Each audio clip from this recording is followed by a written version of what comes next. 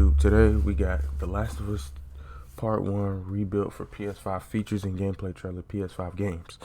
It's kind of funny that they released this because we just seen that some of this shit got leaked and that it seemed like none of that stuff got updated. Like when it came to the gameplay, it was just graphics. But hey, we get to see some crap now. Or I don't want to say crap, my bad. Some stuff. More than I 2 didn't years mean to ago, insult when we you. were finishing Last of Us Part 2, You were drunk, man. and we were working on those flashbacks within that scene for the first game. We got excited with the idea of like, oh man, what if we made The Last of Us Part 1 to look as good, if not better, than what we have done with Last of Us Part 2, which we really pushed the boundaries of like what we could do from gameplay and a graphical standpoint, and felt like if we do that, we could actually come even closer to our original vision of what the first game would have been had we not been constrained by technology. No, I really do hope it's rebuilt for PS5. Am I gonna get it? Creative vision. Probably not. Maybe on sale though. Keep it a buck with you. Was larger than what the PlayStation 3 was capable of. The tech of the PS5, it's like an open box of tools and goodies that we can play from and draw from. The 4K, HDR, improved haptics, 60 frames, help us to reimagine The Last of Us. It gave us opportunities to rebuild our characters at the highest fidelity. Not only are the characters more detailed, I mean down to the irises and the pupil depth. You know, you fall into the eyes of the characters. Aside from that, the facial animation is just way more believable. Like all the nuances, all the little subtle reactions, glances, glares, right? Like you get all. I ain't gonna lie, this dude look good. Closer to some Man. of the original performances. So no matter what, you stick to me. This scene was so fucked up. Good. We are able now to not only Or not that scene, but that have the situation. fidelity characters in the cutscene, Like what happened to him at the end. also in gameplay. It's the same character, so now we can do these seamless transitions in and out. Every part of the game has benefited from seamless transitions and emotional scripting. Pretty good, huh? Our stories happen in gameplay, on a stick. She knew my mom. All this stuff is designed to keep you constantly in this world. Riley, come here. This shit is sad as fuck, nigga. Just seeing this shit, bruh. I don't think I could put The things that the put myself PlayStation through 5 this is really again. enabling is that we're able to have a density of physics objects in a scene that we could never do before. Like this has always been the dream, is to have this number of bumpables, chippables, breakables, destructible objects in a scene. It just makes the world feel rich, makes it feel lived in. Materials can have the properties that you'd expect.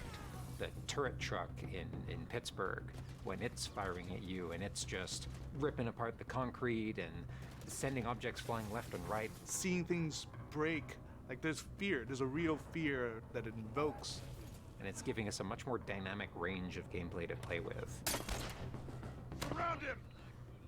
Our AI tech has just increased incredibly. What we were building the basis off of. That's was so the Last crazy of Us seeing Part all 2's them AI. words and letters. It And has sophisticated systems for things like the fundamental knowledge model of how And these numbers. NPCs perceive and understand what the damn. player is much more sophisticated.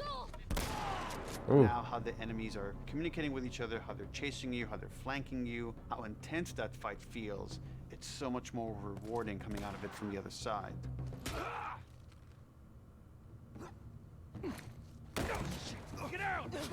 I remember this scene. That jump scared me. Is the buddies. The buddies technology that we developed for The Last of Us Part 2 has this very sophisticated understanding of like, okay, this is where the enemies can see their exposure. We not only have exposure, we have future exposure. So buddies can know, okay, that enemy is walking forward and they're about to round this corner. So in 3 seconds, that corner is going to be exposed. So I'd better move now to avoid this enemy seeing me. This really lets the buddies make very complex decisions and maintain that feeling of stealth much more believably. Another big enhancement to the gameplay is that we have this technology called motion matching. Motion matching is this technology that's basically using logic that tries to match the desired movement to a bucket of hundreds of animations.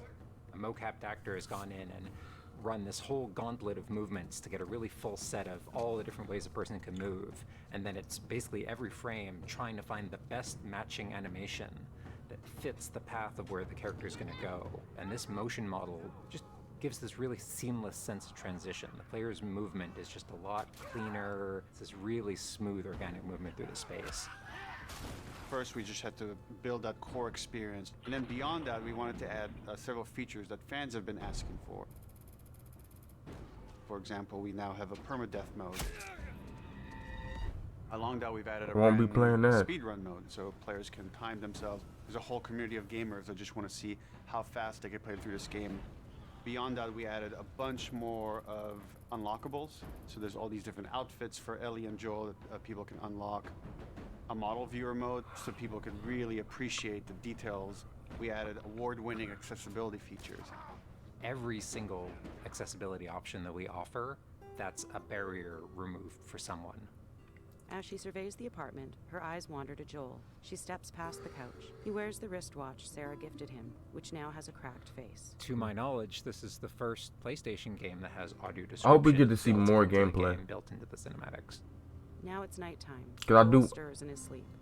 Just graphically, the That's really cutscenes, cool. We've tried to push the amazing, frontier of accessibility on this. perfect. You know what I mean? But do want to see some gameplay. Hopefully, we get to see a little bit more of that. So much of the identity of The Last of Us is the world. We revamped completely the art direction. You know, everything from these expansive vistas that not only are they beautiful, but you feel the environments. You feel the environments in a much more visceral way. The rooftops overlooking the Capitol building, for example, like just the breath of fresh air when you go up there and you just like, you feel that sort of release in tension. And then, you know, to juxtapose that down in the tunnels in Wilds, and you get that dank, flooded tunnel feel, that humidity, you can actually feel it. That dank! These environments Boy. are just completely reimagined. Now we got our engine on the PS5, those haptics, the 3D audio, the fast loading. It really creates a much more immersive, and because of that, much more emotional experience. One of the things I absolutely love with the 3D audio in The Last of Us Part 1 is being able to hear an enemy before they sneak up on you. And trying to do a stalker fight with the 3D audio is just so much fun. You're hearing them skitter around in a different room, and you're hearing them trying to get it behind you.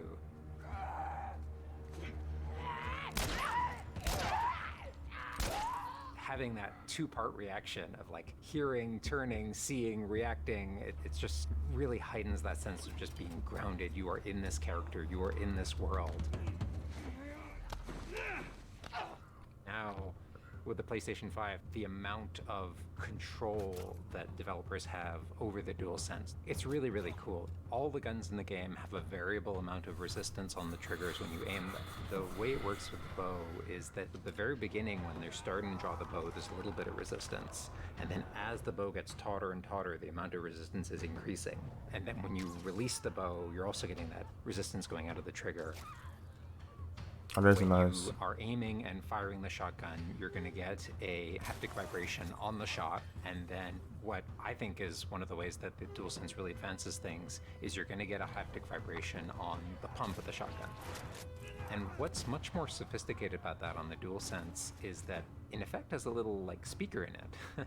And it's playing an audio file that comes through in the vibrations. And those two beats is what you're going to feel on the controller. This looks like a good spot. This also ties in to the new workbench animations. So if you're seeing Joel taking apart a gun or screwing something in or putting a new stock on a gun, that moment where he's like jamming that on, you're going to get that haptic feedback on that. We have, haptics all across the board, for all the moments you kind of expect, for clambering, jumping, Bro, this is- landing, Dang, melee, bro. getting melee, like all those kind of high intensity moments we have represented in the haptics. What I personally absolutely adore is the way we can enhance the really like quiet, subtle moments of gameplay. So it's like when Joel goes in to pet the giraffe, getting that little light touch on the haptics as he's petting the giraffe. To me, that's the essence of The Last of Us. It's the high tension moments, it's the low tension moments, it's all of it feeling grounded. You're feeling immersed in this world. It's all about bringing you along with that story in as many ways as we can, and that's what the new technology on the PlayStation 5 is allowing.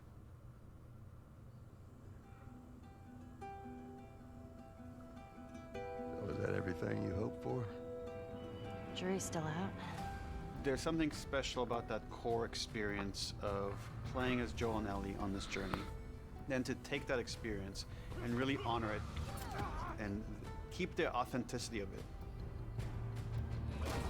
but elevate it in every way possible, whether it's pipeline, whether it's art direction, whether it's a technology, everything that allows us to make that experience better. Not different, extremely better. That's why, to me, this is the definitive way to play The Last of Us. Is that the end of it?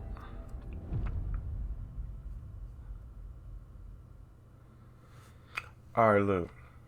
I'm not saying we didn't get to see no gameplay, but could we like see a mission or like about 4 or 5 minutes, like in a sequence? Like we only seeing little pieces and parts, and like that's it.